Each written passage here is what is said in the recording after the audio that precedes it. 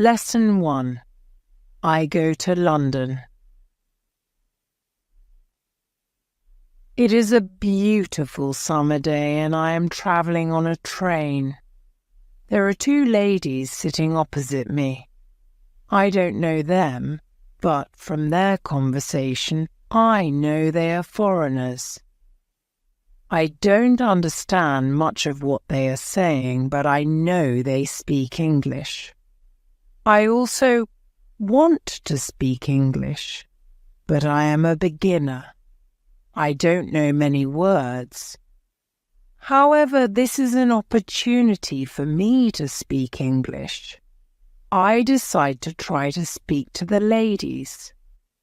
I say some sentences in my basic English and they understand what I say. I don't know many words and I speak slowly, but the ladies are kind and patient. I am able to have a simple conversation with them. I tell them that I want to learn English. They are happy when they hear that, and they tell me that they are from England. They are travelling home from a conference.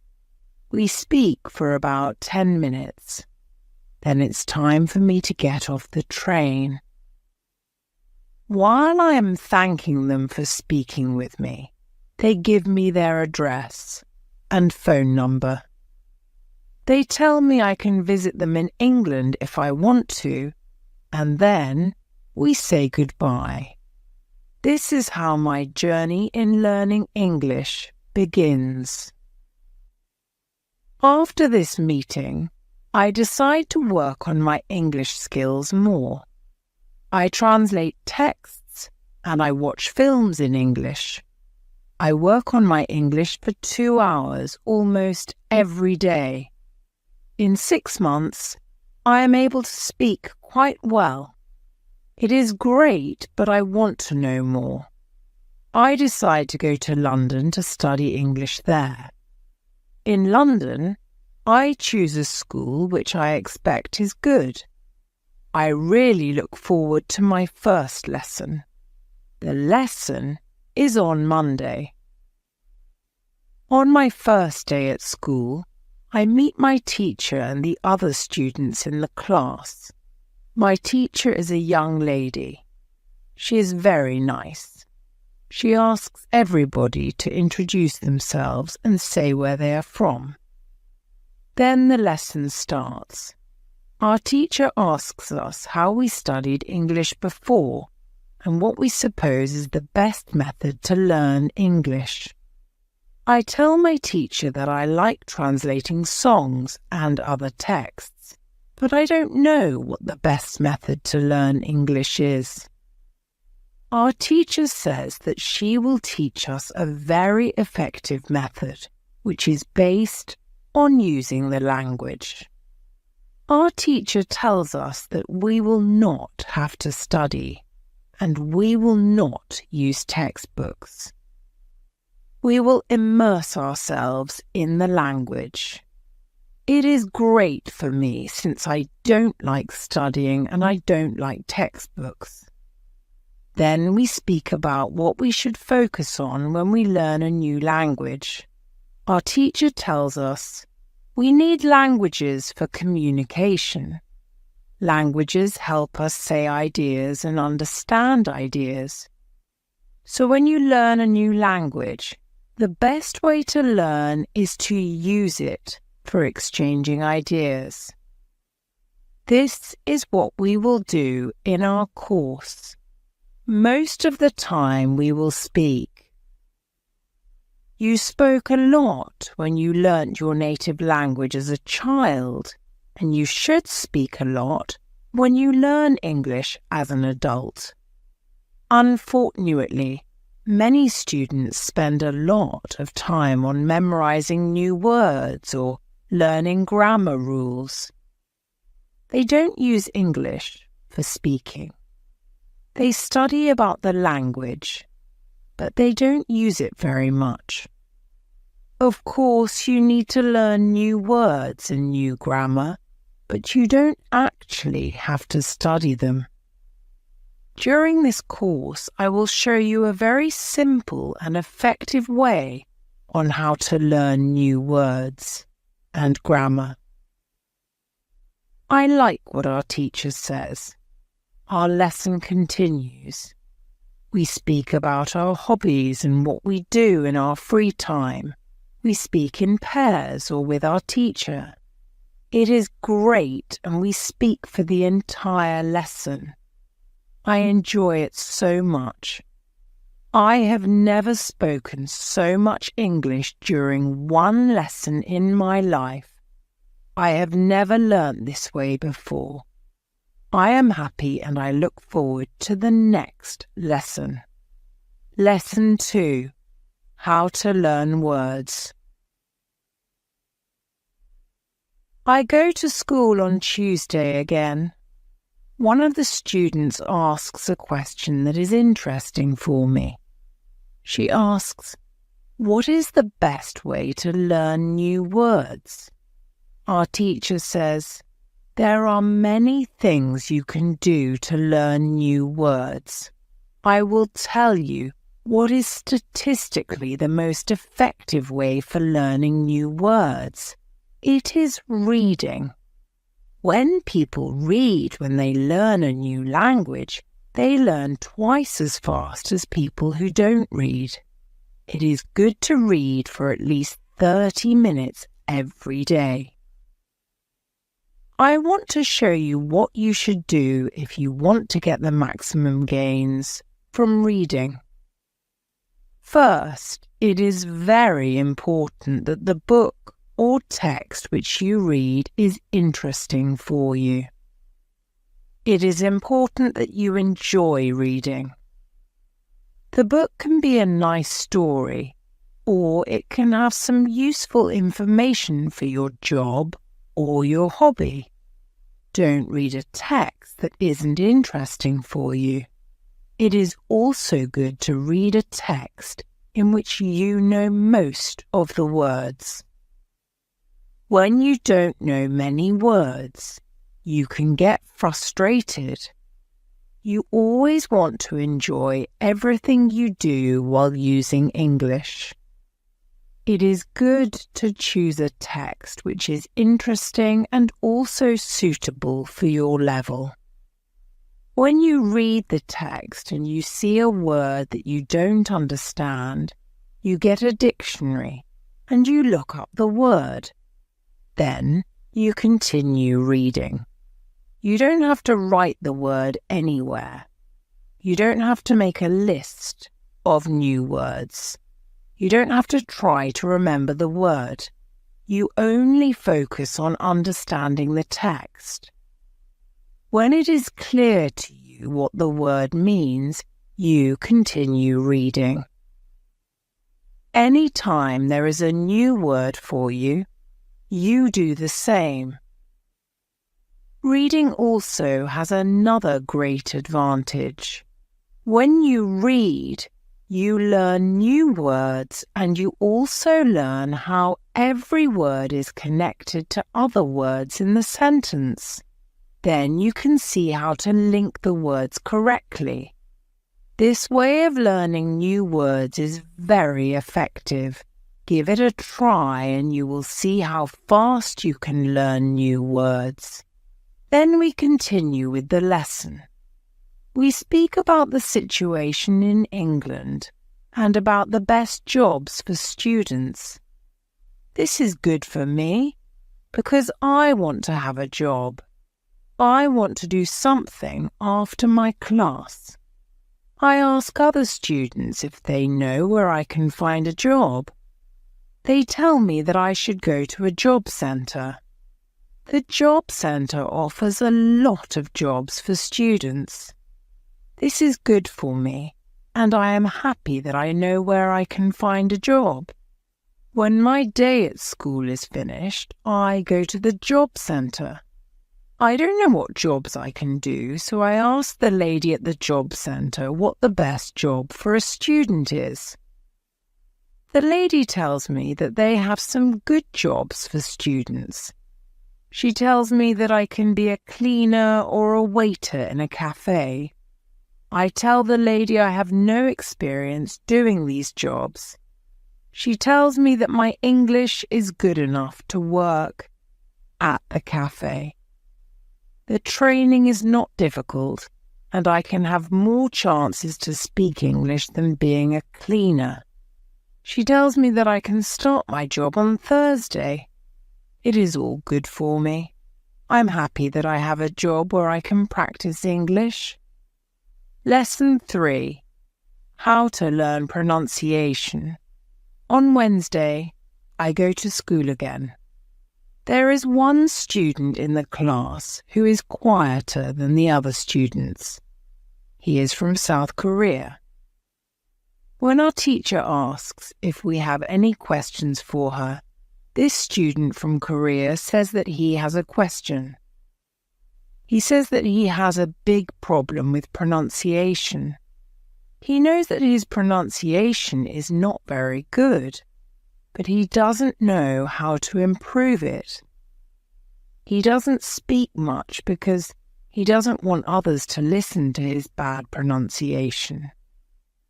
He says that he reads and watches films in English a lot.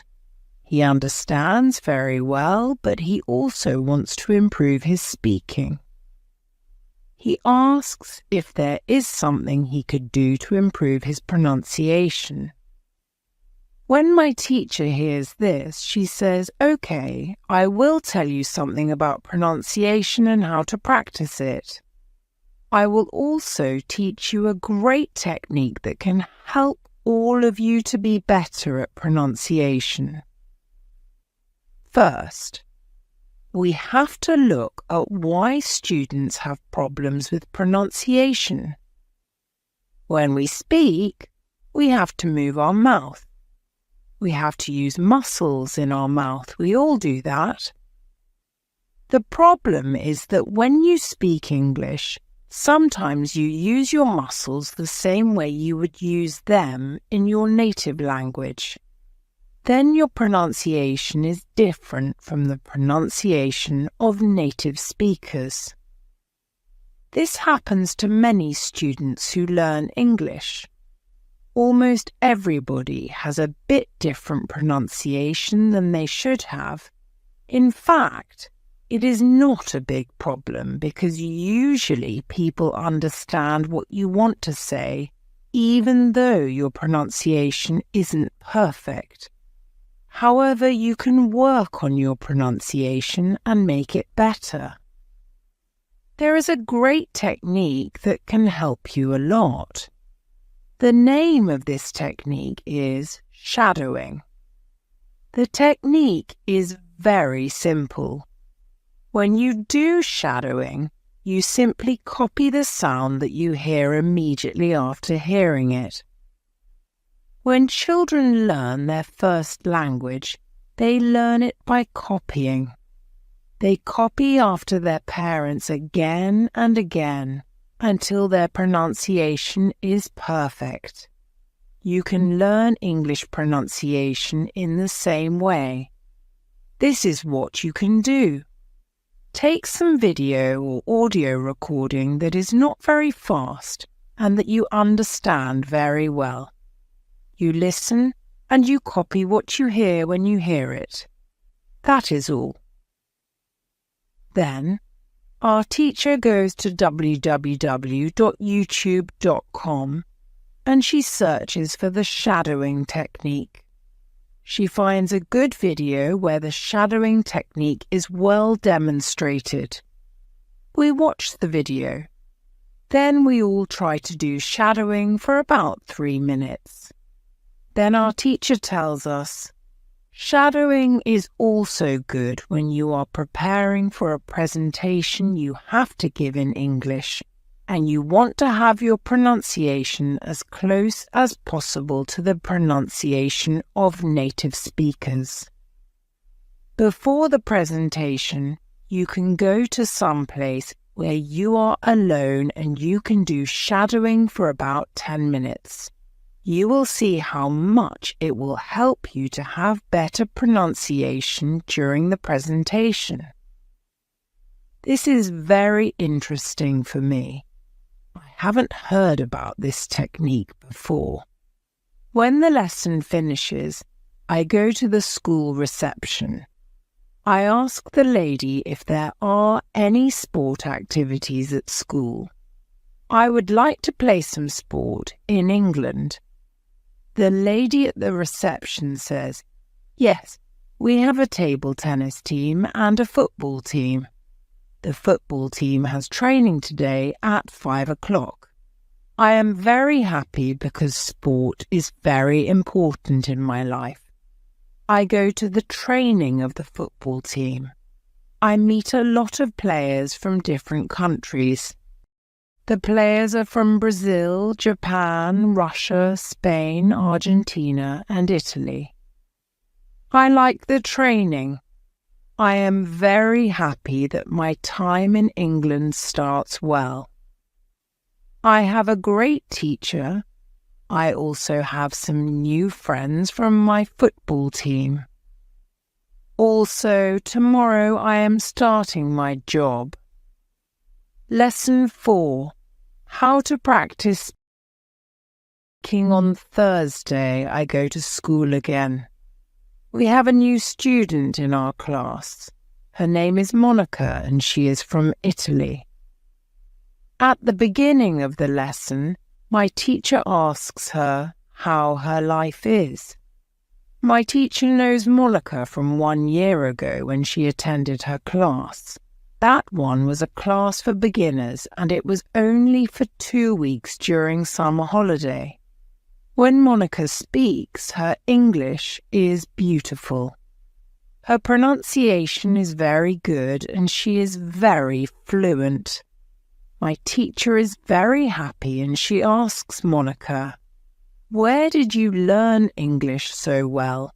You speak very fluently. What school did you go to?" Monica replies, "I didn't go to school. I learned English at home. I used the advice and techniques that you taught us last summer. I did a lot of reading, shadowing, and thinking aloud. I try to think more in English than in Italian. This is how I improved my English. The 2 weeks I spent last summer at your class helped me a lot. You showed me the way. I knew exactly how to work on my English every day. That's why I wanted to go to your class again, because 1 year ago I was a beginner and now I can speak English. I want to learn from you again." My teacher is very happy when she hears these words. She thanks Monica for sharing her experience. It is all very interesting for me. I already know about the importance of reading. I also know the shadowing technique. But Monica also mentions thinking aloud. I don't know what it is. So I ask our teacher, "What is thinking aloud?" Our teacher says, "It is a very simple and powerful technique. But you have to have a strong motivation to learn English if you want to benefit from this technique. It is also good to know that for some people this technique is a little bit crazy. However, when you start to think aloud, your English can improve very fast." I say, "I have a strong motivation. I don't care if the technique is crazy. If it helps, I want to learn it. Can you teach us this technique?" "Okay, it is actually very simple. You usually think in your native language all day, every day. It is normal. Now, you can start to think in English instead of your native language. And when you start thinking in English, then you can think aloud. It means that you actually say aloud what you think. It is all. I say, "It looks very simple. You said that it is a powerful technique. Why is it powerful?" Our teacher says, "Maybe you can ask Monica. She has used this technique for a year. Maybe she can tell us what she has found out about this technique." Then our teacher asks Monica if she is willing to speak about her experience with thinking aloud. It is no problem for Monica. She says, "When I started with this technique, it wasn't easy. I started with very simple sentences. For example, I can speak English. It is good that I can speak English. I want to be better. I need to practice every day. I don't know many words, but I can use these words well. I can express my ideas with these words. I can do this. This is great." The sentences were really simple. I realized that sentences that I thought in Italian were long and complicated. I wasn't able to say in English exactly what I was saying in Italian. I had to find a simpler form. To think in simple English was the hardest part. But after some time, I got used to it. Then it was normal for me to think in English. Then something interesting happened. I met a man from Australia. He was on holiday in Italy.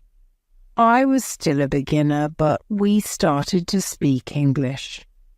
I could see that I was able to speak with him without big problems. My sentences were still simple and short, but because I said them many times before when I was thinking aloud, I was able to speak. I didn't have to translate in my head from Italian to English as I did before using this technique.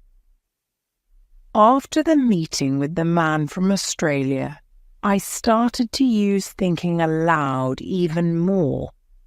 This technique helped me a lot. It improved my ability to express my ideas very much. I still use it every day. It is really a powerful technique. Our teacher thanks Monica for sharing her experience with thinking aloud. I decide to use this technique because I also want to be better at speaking. Lesson 5. How to learn grammar after school. I go to the cafe where my job training starts. I don't know what to expect. I have never worked at a cafe. I am not sure if I can do this job. When I come to the cafe, I am very surprised. It is a modern cafe which sells coffee, tea, and also chocolate cakes and sandwiches. And my boss is only 25 years old, but she has been working at the cafe for more than 2 years. She has a lot of experience and she knows everything perfectly. She shows me how to prepare coffee, how to wash the dishes, and how to deal with customers. It is all new for me. I remember only about 20% of what she is telling me. But then she lets me do the work and she corrects me when I make a mistake. She is very friendly and I learn fast. After the first day at work, I am very tired. I had to learn many new things, but I am happy that I have a job. The next day is Friday, and I go to school again. One student asks an interesting question. Sometimes when I speak, I am not sure if I speak correctly. I am not sure if I use correct grammar. Can you help me what to do if I want to learn grammar? Our teacher says, "Thank you for your question." There are two groups of students. Some students study English because they want to be able to speak. Some students study English because they want to pass an exam. For each group, there is a different approach. First, I will speak about those who need English for speaking. If this is your case, you don't have to study grammar a lot.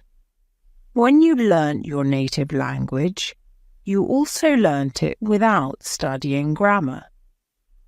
You can learn English grammar naturally by using the language. The best way to learn grammar naturally is by reading a lot.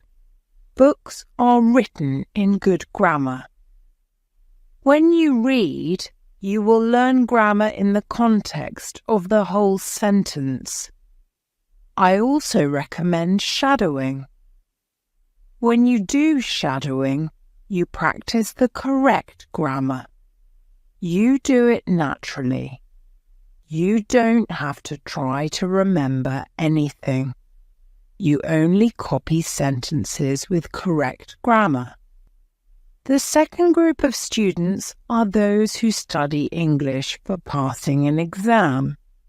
If you are one of these students, I recommend studying specifically for this exam. It might be helpful to get the versions of this exam from the past years if they are available and train with them. Of course, your exam will be a little different, but the structure is usually the same or very similar.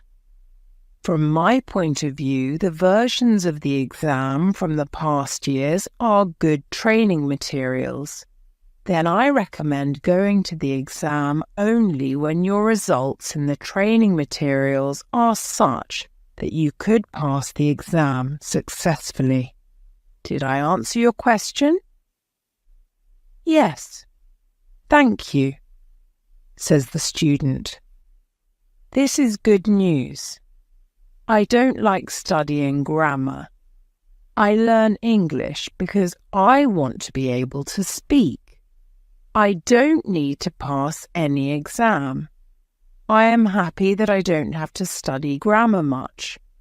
I like reading, and I am happy that I can learn grammar by reading books.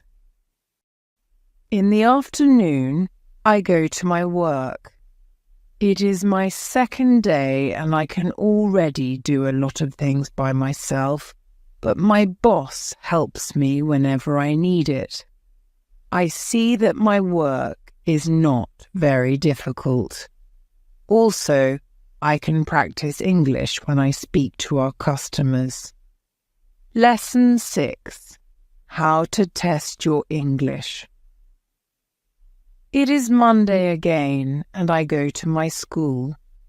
Our teacher asks us what we did during the weekend. I say that I was at work on Saturday. I say that I can already do my work quite well. I say that I am happy when I can speak to our customers. When I speak, one of the girls in the class asks me, "What happened to your voice? You sound very different from what we heard last week. Your pronunciation is very good."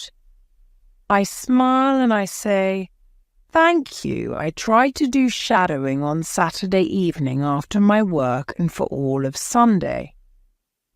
I tried to speak like a native speaker. I know that it is still not perfect, but I also noticed a big change in my pronunciation." Our teacher asks if anybody else tried to practice shadowing.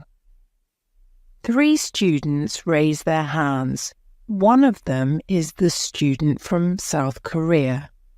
He also likes this technique. One student says that she tried the technique, but her mouth hurt a lot after 5 minutes of shadowing and she had to stop. She also says that she wasn't always able to repeat everything.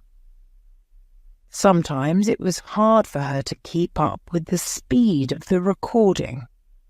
Our teacher says, "Thank you for trying out this technique. If you do shadowing for the first time and your mouth hurts after 5 minutes, it means that you are doing it correctly. Your muscles need to be trained to this new way of speaking. It is like going to the gym for the first time. Your muscles can hurt if they are not trained. If your mouth's muscles hurt, you can take a break after 5 minutes and continue a bit later. With every 5 minutes of practice, your pronunciation should be a little bit better." Shadowing has also other advantages. You practice the correct pronunciation in English, and you also practice other things such as intonation, rhythm, and connecting words in whole sentences. I know that at the beginning, the recording can sometimes be too fast. If this happens, you can repeat only the first or the last word in the sentence. With practice, you will be able to repeat more. I agree that it is true. On Saturday, when I started with shadowing, it was quite difficult for me. Yet by Sunday evening, it was quite easy to repeat what I heard. Then I have a question for our teacher. I tell her that I looked at www.grammarinlevels.com. The website is interesting, but I don't know what level is for me because I don't know how many words I know in English. Our teacher asks other students if they know how many words they know in English. It is interesting to see that nobody knows. We know that we are intermediate students, but we don't know how many words we know. Our teacher says, "There is a website for people who study foreign languages. You can do a test there. You can find out how many words you know." The test has only 2 steps, and it is really simple. You can do the test every month, and you can see how much you improved during that month. If you want, you can now take out your smartphones and you can go to that website and do the test. I want to know how many words I know.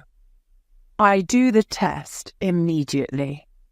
I see that I know 2,100 words in English. Most of the students know between 2,000 and 2,200 words. Only Monica and the boy from South Korea know 2,500 words. Our teacher says, so you can see that when you go to www.grammarinlevels.com, you should already know grammar from level 1 and level 2. You can start using grammar from level 3 because level 3 is for students who know between 2,000 and 3,000 words. Lesson 7. How to handle mistakes. On Tuesday, I go to school again. One student asks our teacher an interesting question. She says, I would like to practice speaking with people around me, but I'm afraid of making mistakes. I don't want to look stupid. Can you help me? Our teacher says, making mistakes is a very interesting topic. There are a lot of opinions on it. I want to show you what I believe is the best approach. I have a lot of experience with this because I also learnt new languages. I still continue doing it. For example, now I am learning Spanish. When I speak Spanish, I don't care if I make mistakes or not. The reason why I don't care about mistakes is simple. When I learnt my native language, I didn't care about making mistakes either. So why should I care now? My main goal when I use any language is to express my ideas. That is all. I know that when I read a lot, speak, and do shadowing, my Spanish will be better and better. I know that this can sound incredibly simple, but it is my opinion. This is what I have found after many years of both teaching and learning languages. It works very well for me and many of my students. When I speak, I only concentrate on speaking. At the moment, I know 1,500 words in Spanish. It is the level of a 2-year-old child. 2-year-old children make a lot of mistakes when they speak, but they don't care about their mistakes. They continue using their native language, and when they are 3 years old, they make very few mistakes, and when they are 4 years old, they already speak very well with hardly making any mistakes. You should have the same attitude. Now, most of you know about 2,000 words, so it is absolutely okay to make mistakes time to time. When you continue using English, there will be fewer and fewer mistakes in your speaking. It is not possible to get better without making mistakes. When you practice English, it is okay not to be perfect. Perfection comes with practice. Anybody who started to learn English started from the beginning, from the same level, which is level 0. Learning languages is like learning to play a musical instrument. It needs to be trained. When you start your training, it is not perfect at first, and you make mistakes. It is normal. Take it as a necessary part of your learning process. If you didn't go through this period of making mistakes, you could not get to higher levels. By continuing to do what you want to learn, the mistakes are gradually being eliminated. If you want to make fewer and fewer mistakes, do a lot of reading and shadowing. When you read, you can read aloud. It can also help you make fewer mistakes. In real conversations, care only about exchanging ideas. Don't care about making mistakes. When you speak, you practice changing your thoughts into words. You don't learn grammar or words. You have other activities for that. Don't worry. Everybody who learns a foreign language makes mistakes from time to time. Even famous people, bosses of big companies or politicians. When you listen to these people on TV, you see that they don't care about mistakes. They care about what is important, and that is expressing their ideas. You should do the same. Does it make sense? The girl says, "Yes, thank you." Lesson 8. How to remember words. On Wednesday, I go to school again. At the beginning of the lesson, one student says, "I started to read more. I feel that it is good for me. I can see how my grammar is better, but I have a problem. When I read, I look up a new word in a dictionary. Then I continue reading. Sometimes when I see the same word again only 10 minutes later, I don't remember the word and I have to look it up again. Can you help me to remember the words better? Our teacher says that it is an interesting question and she gives this explanation. It is absolutely normal that you don't remember the new word immediately.